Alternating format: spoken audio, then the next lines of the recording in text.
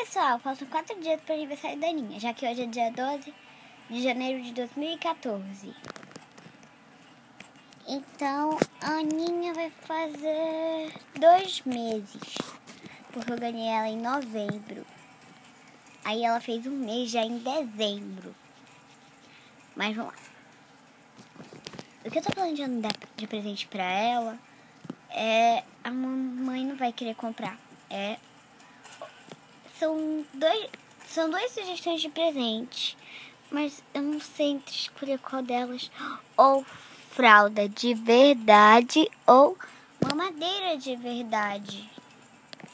Isso que eu tô querendo, mas mamãe não vai querer. Bom, gente, aniversário da Aninha tá chegando e já vai chegar os convites pra quem eu tiver vontade. Eu vou enviar convites.